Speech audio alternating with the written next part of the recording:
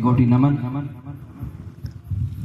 मंच पर विराजमान अतिथिगण एवं सामने बैठे हुए मेरी माताएं, बहनें और मेरे हम उम्र साथी और मेरे बुजुर्ग साथियों, सभी को क्रांतिकारी जय भीम, नमो बुद्धाय।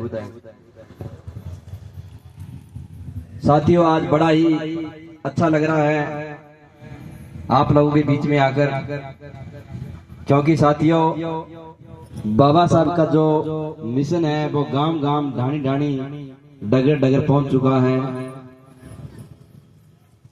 जैसे कि मैं बागड़ी भाषा में बात करूं तो जागरण जम्मा रामदेव जी, हनुमान जी का या तो देखा होगा, लेकिन बाबा साहब का ऐसा जागरण आपने पहली बार देखा होगा ऐसे।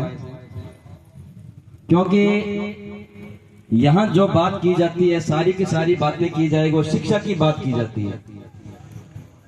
जो भीम जागरण है उसमें शिक्षा की आपने देखा होगा। जब से बजरंग भाई हमारे राठी साहब है, वो आपके बीच में जितनी भी बातें बता रहे हैं, सारी की सारी ऑथेंटिक और वैज्ञानिक स्तर की बातें बता रहे हैं। हवा में कोई बात, एक भी बात नहीं होगी। यहाँ 100% बात होगी तो शिक्षा की बात होगी, या जब जो भी बाबा साहब का संघर्ष है वही है, या फिर जो तथागत बुद्ध है वो उनका धम्म है। धम्म का अर्थ होता है रास्ता, यानी जो बाबा साहब ने ही क्यों धर्म अपनाया इसका, क्योंकि ये रास्ता सही था, समानता का रास्ता था। हम बहुत से धर्म देखते हैं, अलग अलग धर्मों में अलग अलग बातें होती है, लेकिन इस धर्म के अंदर समानता का अधिकार बताया गया। इसलिए बाबा साहब ने इस धर्म को अपनाया, यानी बुद्ध धर्म को अपनाया था। तो साथियों, मैं तो आप लोगों से यही कहना चाहूंगा, और नारी शक्ति जहाँ ज्यादा बैठी है, तो महिलाओं के लिए बाबा साहब ने क्या नहीं किया होगा। जो समानता का अधिकार है, शिक्षा का, जो आज आप लोग यहाँ महिलाएं बैठी है, आपने देखा होगा सावित्रीबाई फुले नाम सुना होगा। सावित्रीबाई फुले ने ज्योतिबा फुले के साथ मिलकर इतना संघर्ष किया कि उस समय महिलाओं को शिक्षा का अधिकार नहीं था। सन 1848 में पहला शिक्षा आप बालिकाओं के लिए पहला भारत का स्कूल खोला गया, जिसमें महिलाओं को शिक्षा का अधिकार बाद में लागू किया गया, बाबा साहब का जैसे ही संविधान बना। तो बाबा साहब के लिए आप लोगों को इतना धन्यवाद करना चाहिए। मैं तो कहता हूं कि आप सुबह उठते ही बाबा साहब का ही सुबह सुबह ऐसे धोख मारो जी। अपन कोई भी देवी देवता लगा नहीं, आप देखा तो सुबह सुबह की एक धोख लगाई कर बाबा साहब गए, क्योंकि आपने बाबा साहब ने इतना कुछ दिया आप लोगों को।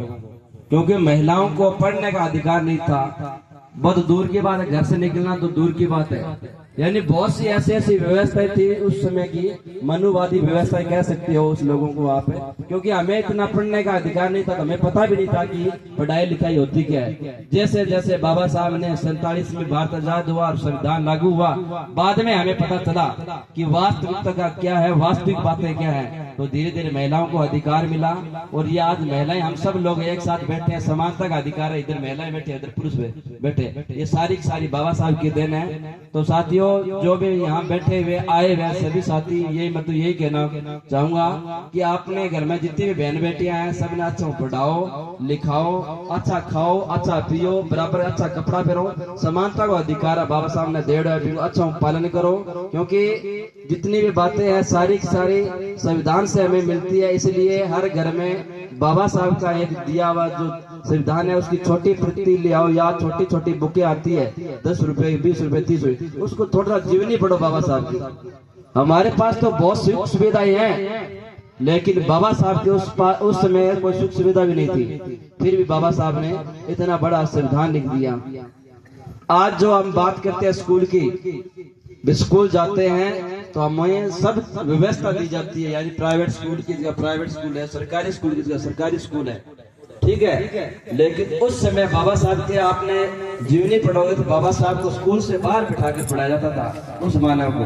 तो उसने भी इतना कुछ कर दिया है हम सब के लिए, तो आप लोगों के लिए सारी व्यवस्थाएं हैं। इसलिए सबसे पहले बाबा साहब ने राइट एंड एजुकेशन, यानी बाबा साहब ने जो अधिकार दिया था वो सबसे पहले शिक्षा का अधिकार दिया था। तो इसी के साथ मैं आप लोगों के फिर से पुनः निवेदन करूंगा कि जितने भी यहाँ साथी आए हुए हैं सभी का बहुत बहुत धन्यवाद, और मुझे यहाँ के लोगों ने मान सम्मान दिया और मुझे बोलने का मौका दिया, आप सभी का साधुवाद। इसी के साथ जय भीम, नमो बुद्धाय।